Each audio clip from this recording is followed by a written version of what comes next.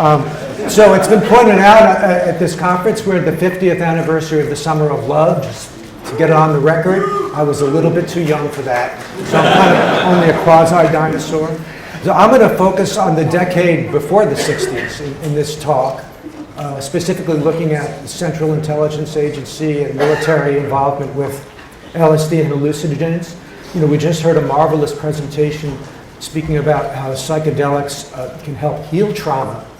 The CIA and the military were using psychedelics to impose trauma, to cause trauma.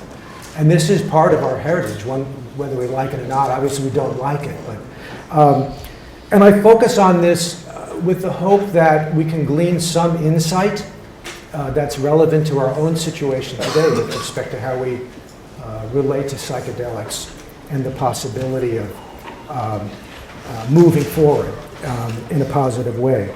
So let's go back to the beginning.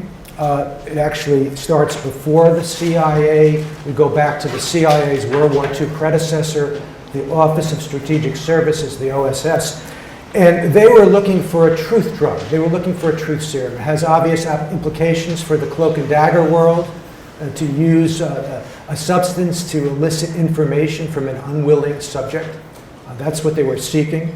And the OSS looked at different drugs and decided that, of all things, cannabis was the ideal truth drug. And they referred to cannabis specifically as TD, which was a kind of a transparent reference to truth drug. And I just want to describe to you how the American spy masters referred to TD. So the effects of TD are described as follows. TD appears to relax all inhibitions and to deaden the areas of the brain which govern an individual's discretion and caution. It accentuates the senses and makes manifest any strong characteristics of the individual. Sexual inhibitions are lowered, and the sense of humor is accentuated to the point where any statement or situation can become extremely funny to the subject. On the other hand, a person's unpleasant characteristics may also be heightened. It may be stated that, generally speaking, the reaction will be one of great loquacity and hilarity. Let's do this right here. Whoops. So, TD, truth drug. You know, it didn't quite work out the way they wanted it to. What they would do, they would extract from cannabis and oil. You know, dabbing is a big thing I'm from California. That's all the rage now. Well, long before we were doing it in California, and I have to admit I'm not much of a dabber. I don't like that high of a dose generally. But the OSS would extract an oil and refine it, take out all the terpenes, the components of cannabis that give it its smell. You know, THC and CBD don't smell.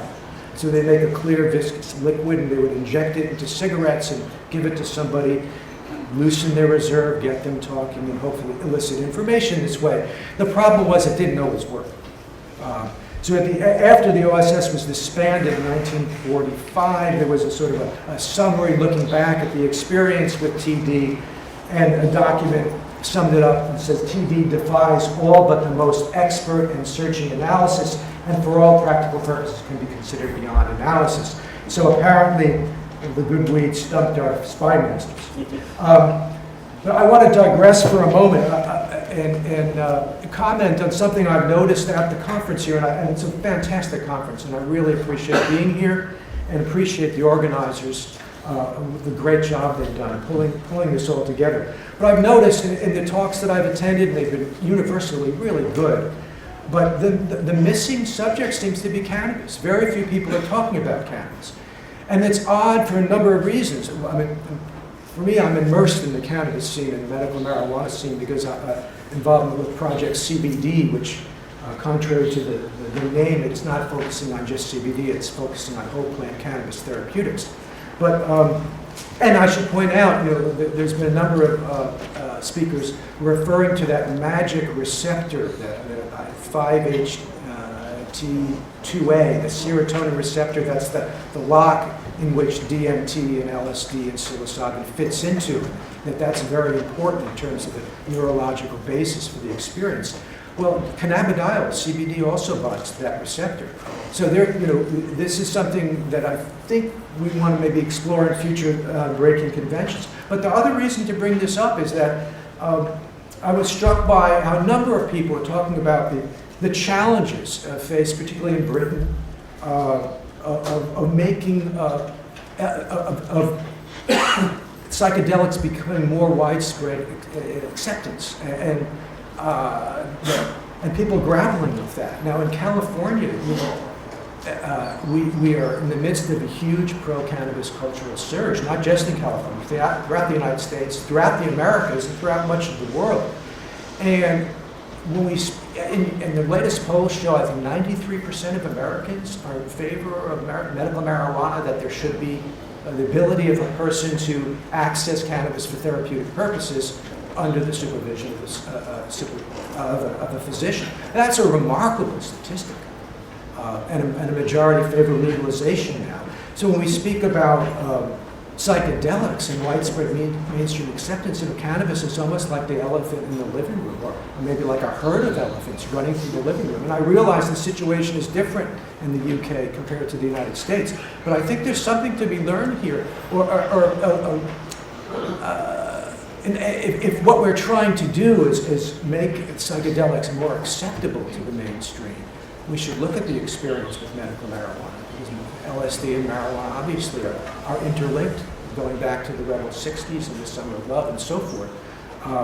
The success that we've had in California is maybe is a lesson to be learned from there. So anyway, let's go back and now pick up the thread of the story with the Central Intelligence Agency. It's formed in 1947, and 2 years later, they get their hands on LSD.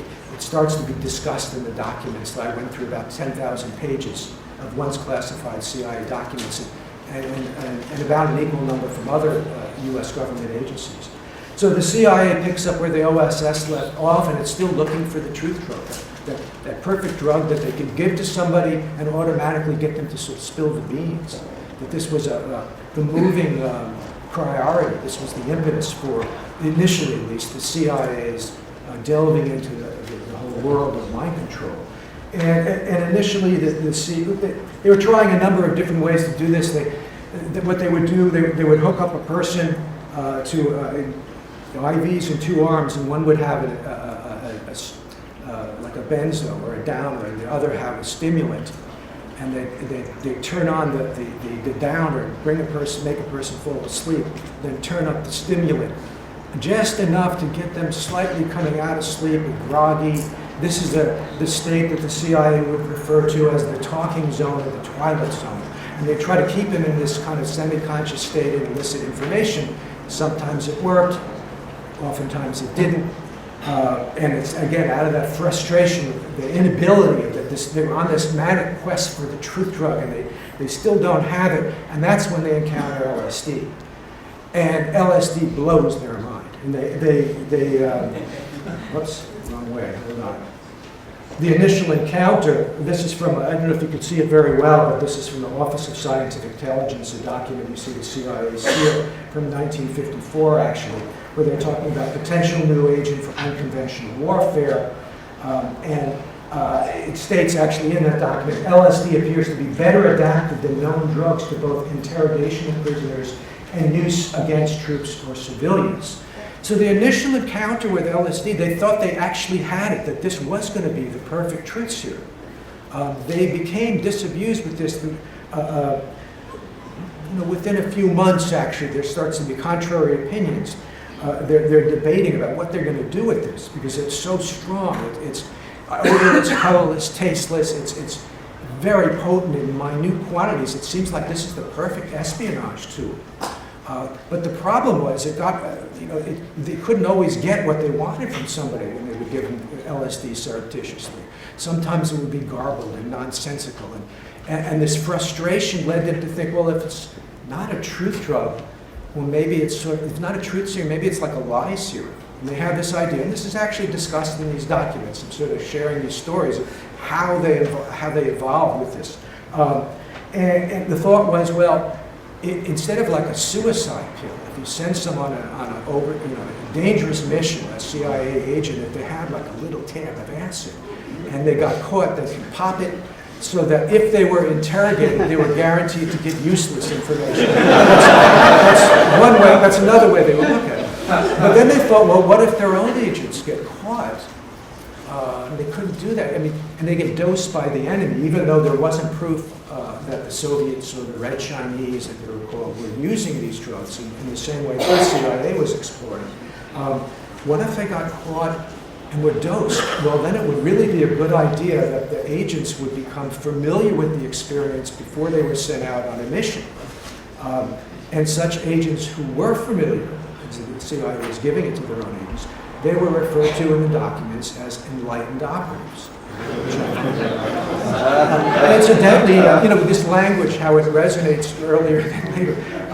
Richard Helms, who was the head of the covert operations branch of the CIA, later director of the CIA, referred to CIA as dynamite, quote unquote. So, okay, so what happens here? Well, there was discussions, there were weekly meetings within the CIA of all the different departments who were involved in one way or another with LSD.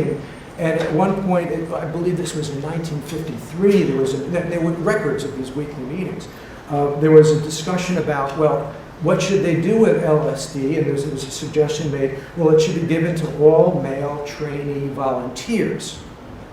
And they went back and forth about that. But the conclusion was, no, it shouldn't be given to all male trainees. It should be given to all components of the agency. And the project committee has verbally concurred in this recommendation. So I don't know how far it went, but I'm going to talk about this in a moment. But essentially what happened is, usually when the CIA came across a drug, they would try it, it didn't work for them, they would put it aside, and they were getting thousands of drugs from pharmaceutical companies who were known that if they were working with a drug that had all weird side effects and stuff, that's the ones they would send to the CIA and the Army. But typically what the CIA would do, they would try a drug, it didn't work, they put it aside, they'd try another. But with LSD, they tried it and they couldn't quite get it to work in the way they thought it was going to work, even though they were super enthusiastic about it initially. They didn't just put it aside, it was like sort of a shift, and it was like, okay, if it's not a truth drug, then what is it? If we can't use it that way, then how can we use it?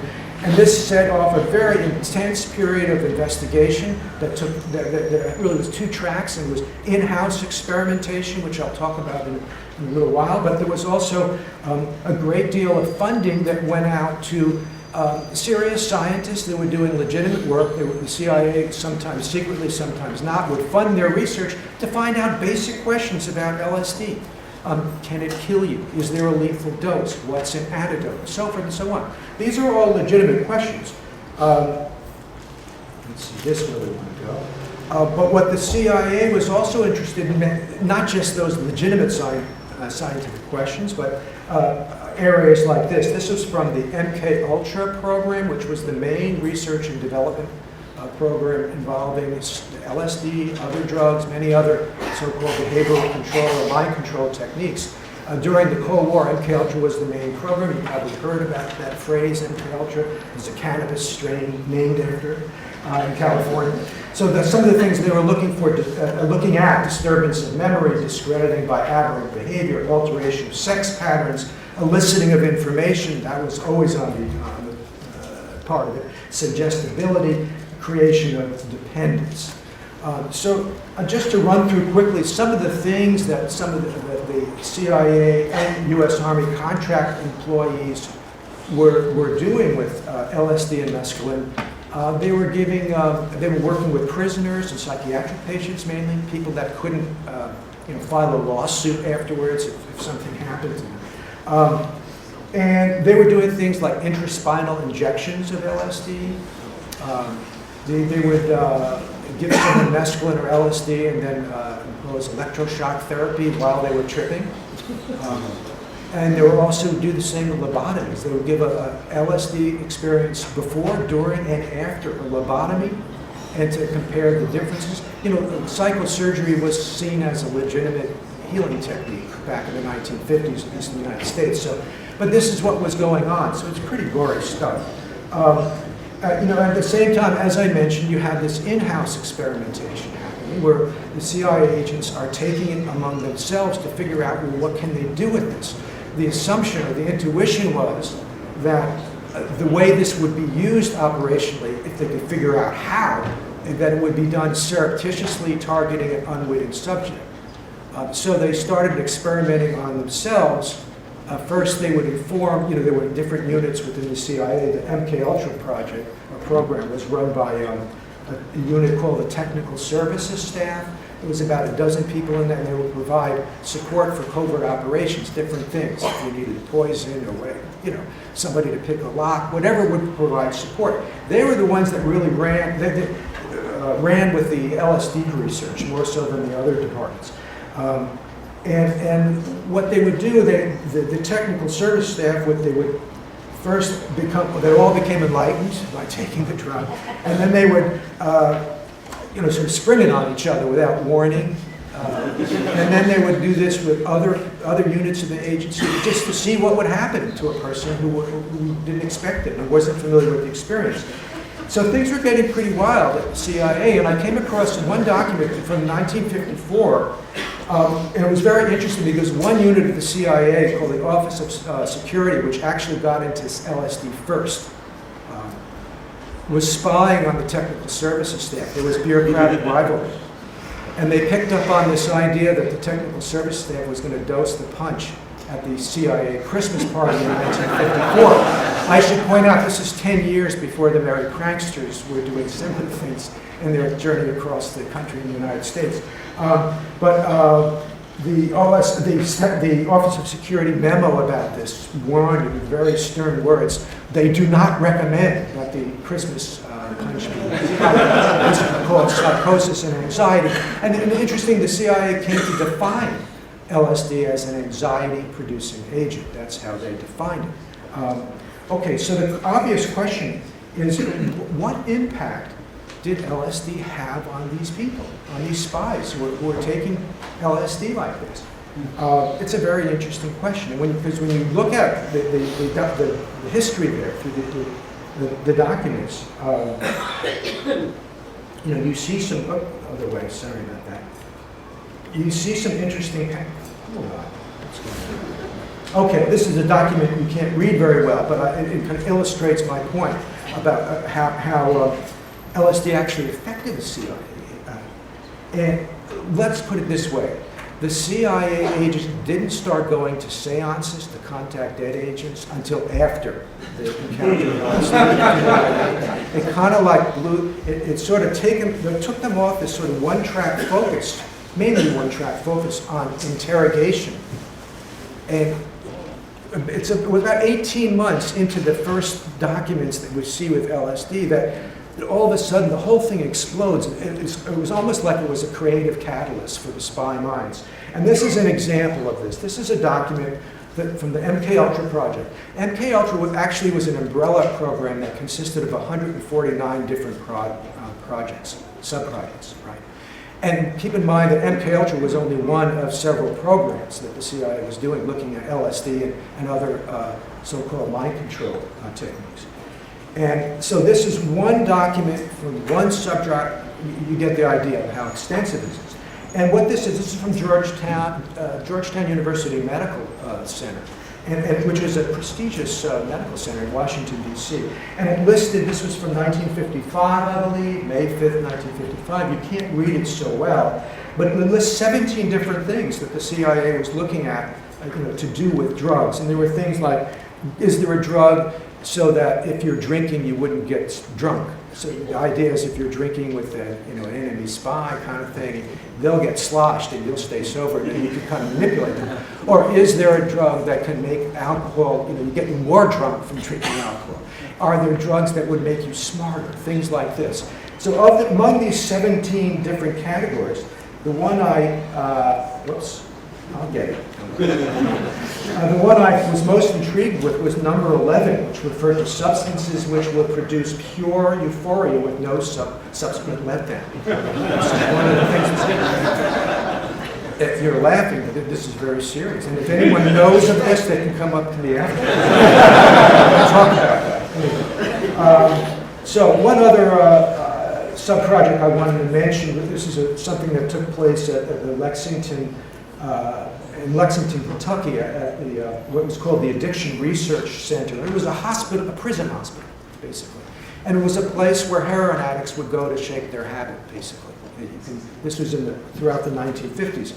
And William Burroughs, the great author, he told me about this because he checked into Lexington. What they were doing there was actually offering to the prisoners/patients either heroin or morphine in exchange for volunteering in these really wacky drug experiments. And the word got out.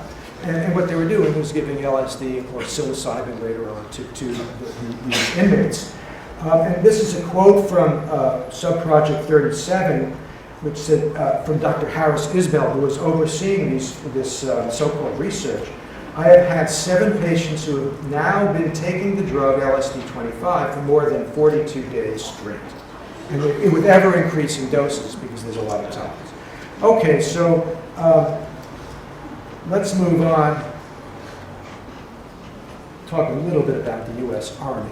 I should point out, incidentally, that the CIA eventually figured out how to use it operationally, LSD. There was 2 ways. They did use it as an interrogation aid, but not as something you gave to someone and they'd automatically spill the beans. It didn't work. They kind of figured out set and setting in their own way. They didn't use those terms, but they realized that if you had someone who was given a surreptitious dose of LSD, you can manipulate that person's environment basically to make them crack, to force them to give information. And the basic technique was, we'll keep you in this state forever unless you tell us what we want to know. So it was an instrument of psychological torture. And the U.S. Army used that as well in some of their interrogations. They also used it operationally as a discrediting agent. If they could slip it into somebody's drink, an enemy politician in a third world country, that before they were going to give a speech, and if it was a long speech like Fidel Castro from Cuba would get, for example, while they were speaking, they would get completely discombobulated. They'd start talking like an idiot and discredit themselves in front of their country. And the CIA actually did this. They targeted some leaders in Africa. Their names are deleted from the documents. We know that Nasser from Egypt was sort of high on their list to hit this way. It didn't happen. They didn't like Nasser because even though he was putting the Egyptian Communist Party leaders in jail, he wasn't siding with the U.S. in the war against the Cold War. He was not allied, so he was considered an enemy. Okay, let's look at the Army really quickly. The U.S. Army had this grandiose idea of using LSD not to target so much individuals, but whole towns and villages. They had this scenario of war without death. You spray LSD gas over a whole group, and everyone would go bonkers, and the U.S. troops can move in with gas masks or whatever and take over the town without killing anybody. War without death. So they were never able to do this, and it didn't work because LSD is not easily dispersed as an aerosol, but LSD catalyzed this idea. And they actually pursued this, the U.S. Army, and developed a drug called BZ, which is a super hallucinogen. LSD lasts about 12 hours, BZ typically 3 days, 6 weeks maybe. It's not a hallucinogen it's not a psychedelic drug as much as a hallucinogen.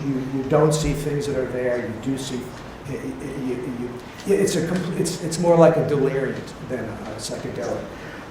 This is actually weaponized, this compound BZ, and it went into grenades. It became one of the 8 standardized chemical warfare agents in the U.S. Army arsenal, and it was actually used on a very limited basis in Vietnam. But also, the main problem is it is not non-lethal.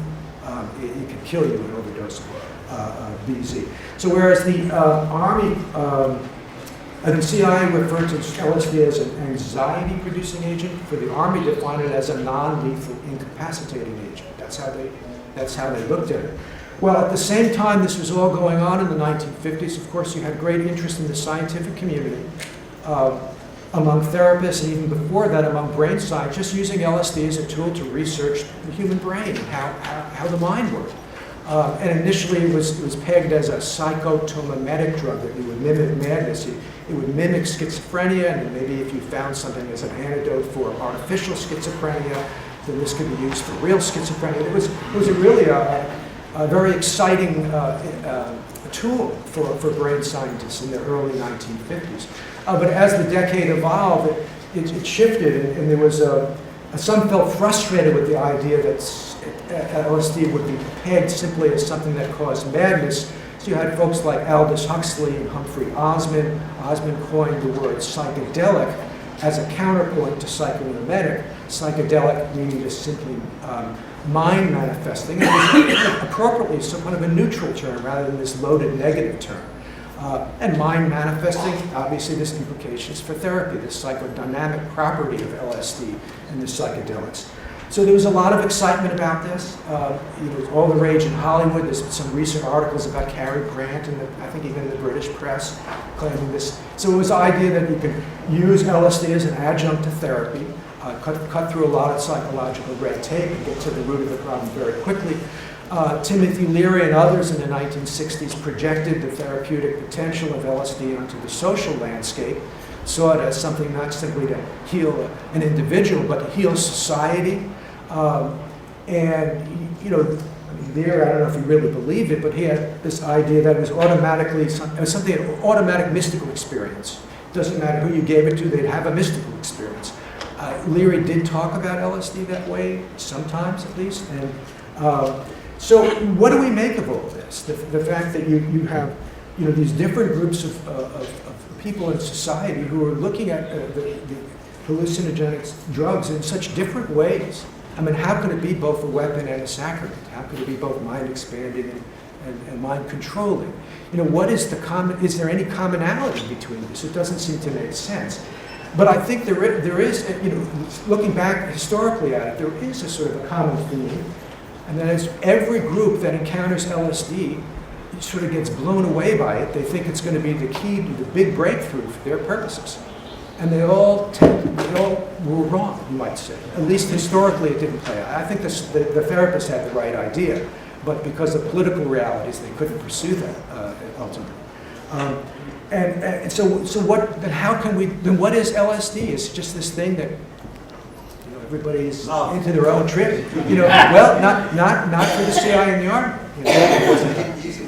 Yeah, they didn't use it well. Well, what does that mean then? That you can use it with or without love? And it seems to me what I take from this is that LSD is a potentiator of potential, that it's a potentiator of possibility. For the CIA, was the possibility of a whole new kind of clandestine warfare that would give them an advantage over the enemy. The Army was this kind of crazy scenario of madness case.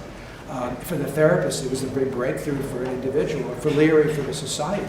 So in each case, it seems to potentiate possibility. That seems to be the common ground. And I'm comfortable with that as an idea. So I think I'll end the discussion now, and hopefully we can move on to the next speaker.